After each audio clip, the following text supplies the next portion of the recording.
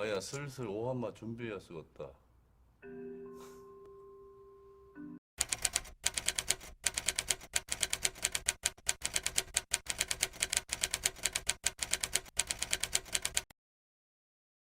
언론중재법 개정안이 결국 국회 법사위를 통과했습니다. 오늘 새벽 4시 단독으로 처리한 뒤 민주당 의원들은 이렇게 기뻐하며 자축했는데요.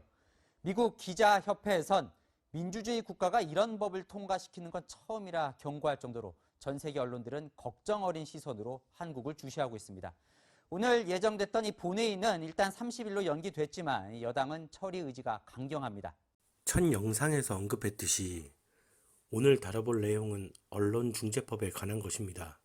지난 25일 새벽 4시에 언론중재법이 더불어민주당 단독으로 법제사법위원회를 통과했습니다. 일단 느낌이 오죠. 우선 언론중재법 조항을 제가 가져와 봤습니다.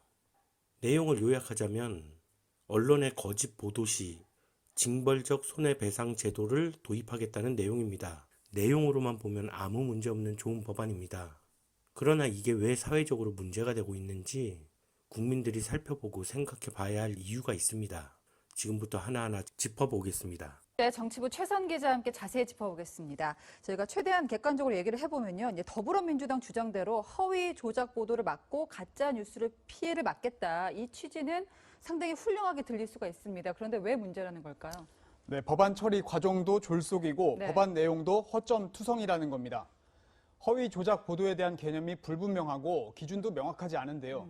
또 회복하기 어려운 손해, 네. 악의적 의도, 중과실을 판단하는 기준도 추상적이라 얼마든지 자의적으로 해석할 여지가 있습니다. 예, 어려운 단어들이 많아서 좀 쉽게 예전에 있었던 사례를 바탕으로 얘기를 해본다면요. 네, 박근혜 정부 말 최순실 게이트 사건에 적용하면 이해가 쉬울 텐데요. 네. 당시 한 언론의 최순실 씨 태블릿 PC 보도를 기점으로 다른 언론사들도 최순실 씨와 박 전 대통령의 관계를 의심하며 국정농단과 관련된 의혹들을 대대적으로 보도했는데요.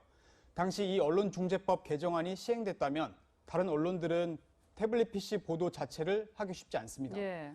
다른 언론사 기사를 충분한 검증 없이 인용하거나 보도하면 징벌적 손해배상이 될 수 있기 때문인데요.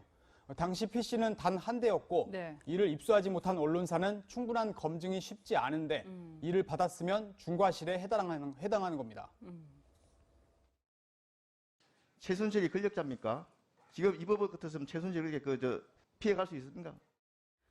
그러니까 권력형 비리 보도를 하기가 굉장히 어려워진다. 최순실 사건을 왜 보도할 수 없는가 하면 사실 확인 전, 그러니까 법원 판결 전까지 의혹만 가지고 취재하는 모든 행위를 하기 힘들다는 겁니다. 그게 규모가 크면 클수록 더하다는 거죠.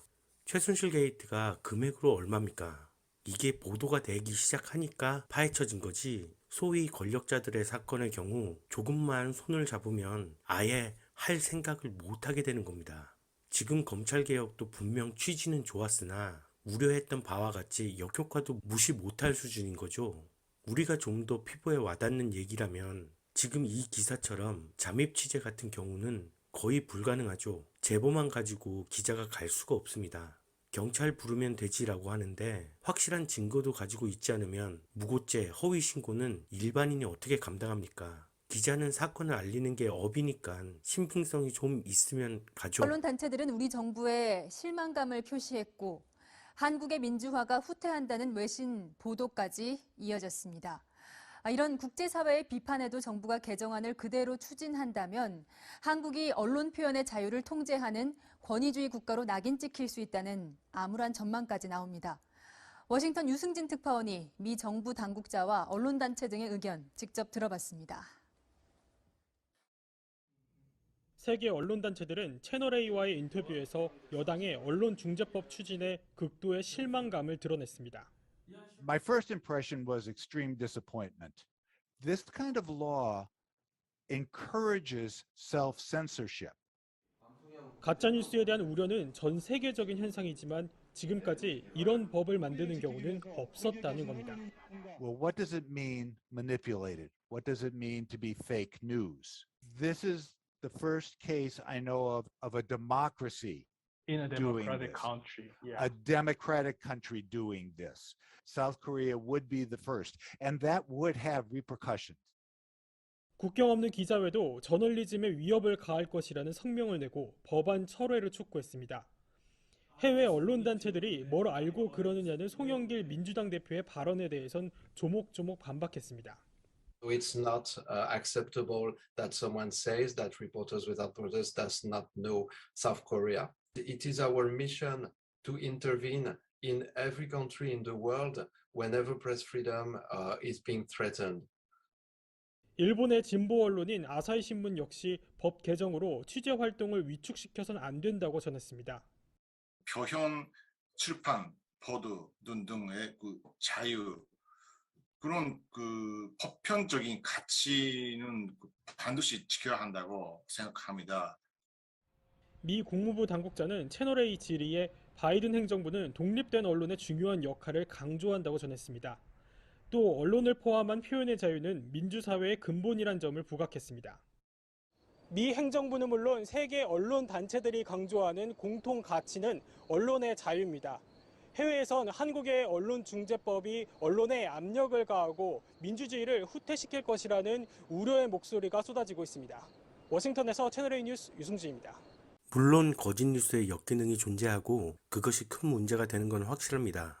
그러나 지금 이 법은 권력층이 투명하고 깨끗해야 하는 것이죠. 권력층의 좋은 면만을 보도하게 된다면 어떻게 막겠습니까? 영상을 만들면서 제가 문득 드는 생각이 있습니다. 소위 조중동을 비판하고 허위 뉴스만 한다고 생각하죠. 저도 허위 뉴스가 많다고 생각합니다. 그럼 반대로 우파 세력들은 지금의 조중동에 만족할까요? 우파 세력들도 나와야 되는 뉴스가 안 나오고 있다고 생각합니다. 다시 말씀드리면 언론을 국민 대다수가 신뢰하지 않는다는 겁니다. 근데 권력층이 안 좋은 마음을 먹으면 얼마든지 악용할 수 있는 이 법을 어째서 단독으로 통과시키는지 우리는 그것에 주목해야 됩니다. 네, 그럼 언론중재법에 대해서 조금 더 들여다보겠습니다. 안 기자. 지금 차윤아 앵커도 얘기를 했습니다만은 독소 조항을 제거했다고 더불어민주당은 얘기하고 있습니다만은 언론계라든지 아니면 언론 시민단체에서는 우려하는 바가 분명히 있거든요. 자, 먼저 이 민주당이 이렇게 언론중재법을 처리 강행하는 이유가 뭘까? 왜 이렇게 밀어붙일까? 그 배경부터 좀 살펴봐야 될 것 같아요. 네, 일단 언론개혁이 본격적으로 언급된 거는 조국 사태 때였습니다. 예. 서초동 검찰청사 앞에서 벌어진 촛불 시위 기억하시는 분들 많을 텐데요. 잠깐 보시겠습니다.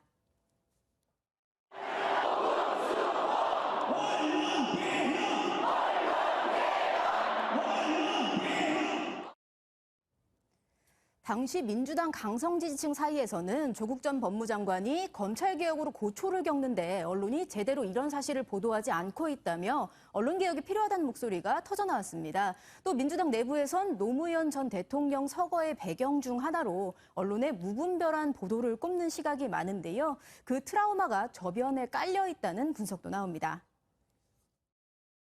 이 노무현 대통령께서 그렇게 당하셨던 것처럼 우리 국민들도 언론개혁, 검찰개혁 한마디 못하고 언론과 검찰에 당해야만 한다는 것입니까? 올 초 공수처 설치로 검찰개혁이 1차 마무리된 점도 자연스럽게 눈길이 언론으로 옮겨진 배경일 것으로 보입니다. 예, 검찰개혁을 했으니 이제 다음은 언론개혁을 하겠다 이런 뜻이군요. 근데 얘기를 쭉 들어보니까요. 열혈 지지층, 강성 지지층에게 우리 당이, 그러니까 민주당이 이렇게 언론 개혁에 나서고 있다. 이것을 보여주기 위한, 그래서 쉽게 말하면 그들의 환심을 사기 위한 측면이 좀 있는 것 같습니다. 그렇다고 해도 이렇게까지 날짜까지 못 박아놓고 강행하는 것은 선뜻 또 이해되지 않는 대목이에요. 네, 말씀하신 것처럼 내년 대선을 앞두고 친문 지지층을 결집해서 언론중재법의 신속한 처리가 필요하다고 판단했다고 볼 수 있습니다. 예. 민주당은 국회 상임위원장 가운데 7개를 야당인 국민의힘에 돌려주기로 합의했는데요. 여기에 문체위가 포함됩니다. 약속했던 8월 25일 문체위원장을 교체하기 전에 어떻게든 언론중재법을 처리하겠다고 내부 방침을 정했는데요. 이와 관련해 민주당이 내건 표면적 이유는 가짜뉴스로 인한 피해가 너무 심각하다라는 겁니다. 국민의힘과 일부 언론이 무엇으로 부르든지 가짜뉴스 피해구제법은 허위 왜곡 보도로부터 국민을 지키기 위한 법입니다. 다음 주 25일 날 문체위원장이 야권으로 넘어가게 되면은 이 개정안 처리가 어려워지니까 그 전에 빨리 서두르자 이런 맥락이 숨어 있군요. 이건 그냥 제 생각입니다. 저런 이유들보다 더 큰 게 있다. 다음 대선에서 지더라도 이 법이 유지되어야만 하는 이유가 있을 것이다. 그런 생각이 드는 건 저뿐일까요? 언론에 대한 더 세심한 규제는 분명 필요합니다. 그것을 논의하기 위해 여러 정당이 있는 것이고요. 그게 그들만의 리그가 아닌 정말 국민을 위한 법이 되었으면 좋겠습니다.